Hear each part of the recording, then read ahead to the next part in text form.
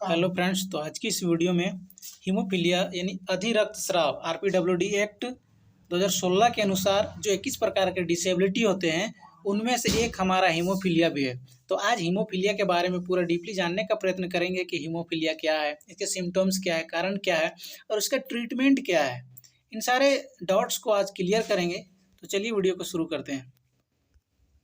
Haemophilia एक आनुवांशिक रोग अभिप्रेत है जो प्रायः पुरुषों को प्रभावित करती है, किंतु इसे महिलाओं द्वारा अपने नर बालकों को संचारित किया जाता है। जो नर बालक होते हैं, जो बॉयज होते हैं, उसको भी संचारित किया जाता है। और इसकी विशेषता रक्त के थक्का जमने की जो साधारण क्षमता है उसका नुकसान हो जाता है। कहने का तात्पर्य है कि जो रक्त जमने का जो सामान्यता यानी साधारण तौर पर होता है वो उसका नुकसान हो जाता है, जिससे छोटे से घाव का परिणाम बहुत बड़ा हो जाता है। मान लीजिएगा अगर आपको पैर में थोड़ा सा भी चोट लगा है तो अगर वह उसका जो ब्लड जमने का, जो थक्का जमने का जो साधारण क्षमता है वो अगर नुकसान हो जाता है तो छोटा सा घाव भी बहुत बड़ा घातक रूप ले लेता है, जो घातक रक्तस्राव हो सकता है, जिससे हीमोफीलिया हो सकती है। और ये दिव्यांग जन अधिकार अधिनियम 2016 के अनुसार था। हीमोफीलिया जो बीमारी है वो दो तरह की होती है, हीमोफीलिया ए और हीमोफीलिया बी। यह एक आनुवांशिक बीमारी होती है और इस बीमारी में शरीर में रक्त के थक्के बनने की जो प्रक्रिया है वो धीमी हो जाती है, जिसके कारण चोट लगने पर जब रक्त जो है वो नहीं जम पाता है। मान लीजिए कि अगर जो साधारण क्षमता है रक्त जमने का वो अगर उसका नुकसान हो जाता है और मान लीजिए चोट लग गया, तो चोट लगने पर क्या होता है, हमारा ब्लड निकलते रहता है यानी बहते रहता है, तो वो ब्लड बहुत सारा बह जाता है और वो जो रक्त का जो थक्का है वो नहीं जम पाता और वह असामान्य रूप से बहता रहता है। और इस बीमारी पर तब तक लोगों का ध्यान नहीं जाता जब तक कि उन्हें किसी कारण से गंभीर चोट न लगे और उनमें रक्त का बहना न रुके।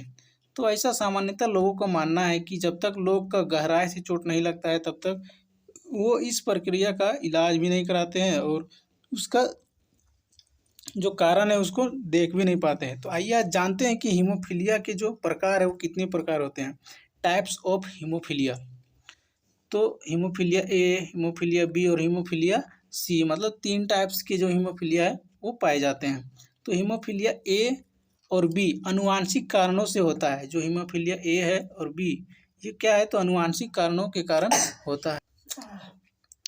यह दोनों जातीय और जातीय समूहों को समान रूप से प्रभावित करती है। यह दोनों प्रकार के हीमोफीलिया सबसे आम प्रकार है। कहने का तात्पर्य कि ये जो ए और बी है, यह जो हीमोफीलिया है वो आम है, मतलब सामान्य है। और यह हीमोफीलिया 5000 पुरुष जब जन्म लेते हैं तो उनमें से एक होता है, यानी प्रति वर्ष 400 बच्चे हीमोफीलिया ए से ग्रसित जन्म लेते हैं। यानी कि 5000 अगर पुरुष जन्म लिए हैं तो उनमें से एक जन्म जो लेता है वो ए वाला होता है। तो प्रति वर्ष कम से कम लगभग 400 बच्चे को हीमोफीलिया ए ग्रसित जन्म लेते हैं।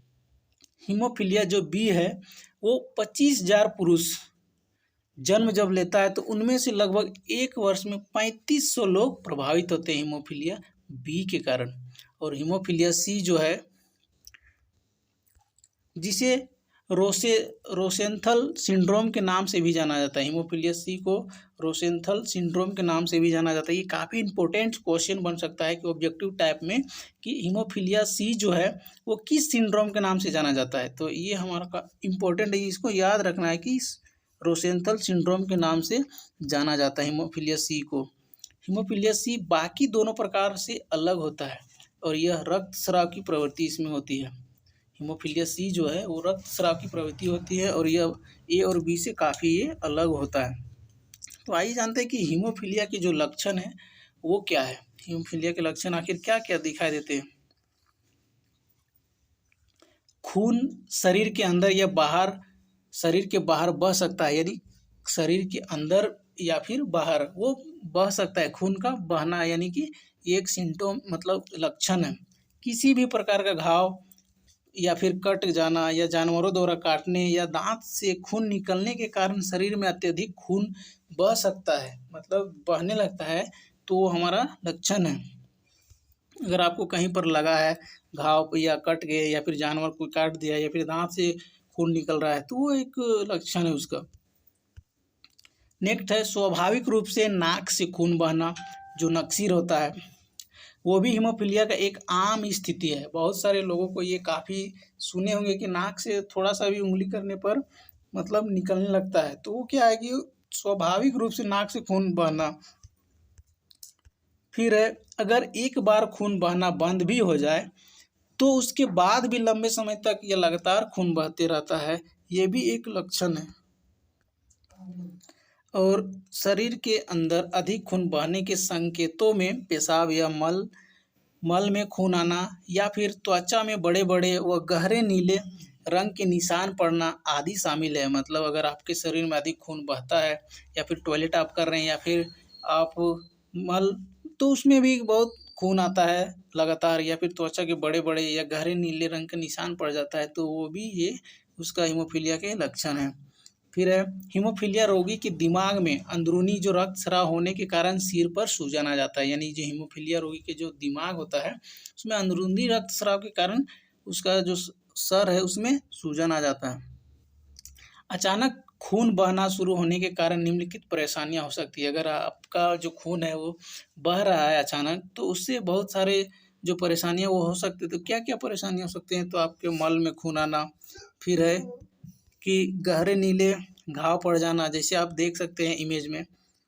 फिर है बिना चोट लगे ही बड़े बड़े नीले पड़ जाना, ये देख सकते हैं कि कहीं पर चोट नहीं लगा लेकिन नीले पड़ गए हैं। बहुत ज़्यादा रक्तस्राव होना, मसूड़े से खून निकलना, जोड़ों में दर्द होना, बच्चे में चिड़चिड़ापन, तो ये सब कारण खून निकलने के कारण हो सकते हैं। तो हीमोफीलिया का आखिर रीजन क्या है, कारण क्या है? यह बीमारी बच्चों को अपने माता पिता से विरासत में मिलती है। यानी कि ये जो है बच्चे को अपने जो माता पिता है उनसे विरासत में मिलती है। जब दोषपूर्ण जीन बच्चों के में अंदर आता है, मतलब जो दोषपूर्ण जीन है वो बच्चों के अंदर में आता है तो बच्चा इस बीमारी का शिकार हो जाता है। लेकिन कभी कभी शिशु के जन्म से पहले भी यदि जीन में कोई बदलाव आ जाता है तो वह बच्चा फिर उसी का शिकार हो जाता है। यानी क्या, तो पहले तो अगर जो माता पिता है उससे विरासत में मिलती है, फिर क्या है कि जन्म से पहले भी अगर जो बच्चा है तो उससे जन्म से पहले भी उसके जीन में अगर कोई बदलाव आ जाता है तो भी वह हीमोफीलिया का शिकार हो जाता है। और इस प्रक्रिया को म्यूटेशन कहा जाता है। क्या कहा जाता है? म्यूटेशन। ऐसा बहुत दुर्लभ मामलों में ही होता है और इस प्रकार के हीमोफीलिया को एक्वायर्ड हीमोफीलिया कहा जाता है।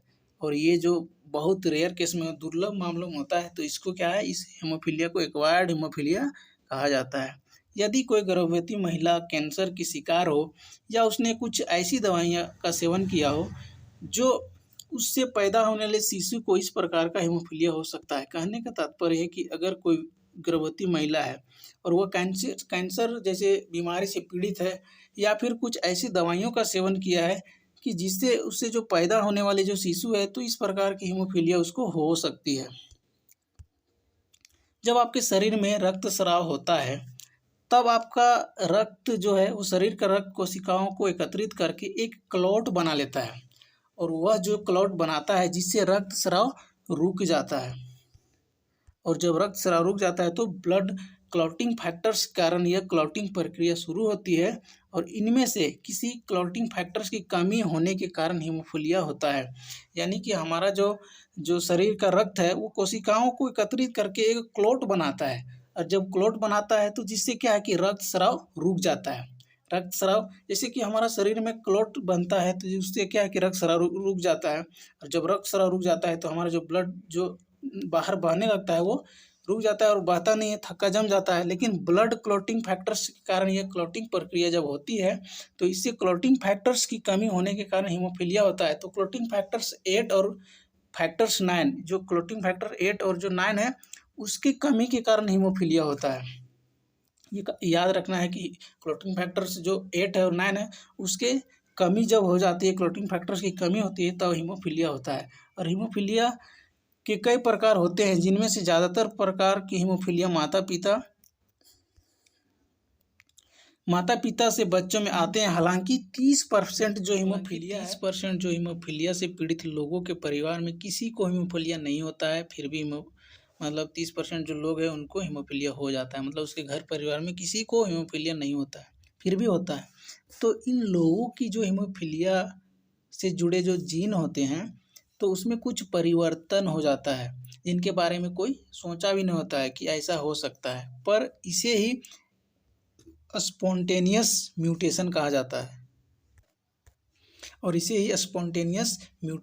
जाता है तो इसे कैसे कहा जाता है? तो हीमोफीलिया जो है वो बिना, आप सोच नहीं सकते हैं कि जीन में कुछ परिवर्तन हुआ होगा, तो वैसा जब अगर परिवर्तन होता है तो इन्हें स्पॉन्टेनियस म्यूटेशन कहा जाता है। एक्वायर्ड हीमोफीलिया जो है वो बहुत कम होने वाला रोग है, और ये तब होता है जब किसी व्यक्ति की रोग प्रतिरोधक जो शक्ति जो खून में क्लोटिंग फैक्टर्स नहीं बनता है, मतलब नहीं बन पाता है, जिसके कारण ये एक्वायर्ड हीमोफीलिया होता है। तो ऐसे में निम्नलिखित चीज़ों के साथ जुड़ी हो सकती है कि जैसे कि वो गर्भावस्था के कारण, कैंसर या फिर मल्टीपल स्क्लेरोसिस। तो इन सारे कारण जो होते हैं जिसके कारण एक्वायर्ड हीमोफीलिया हो सकती है।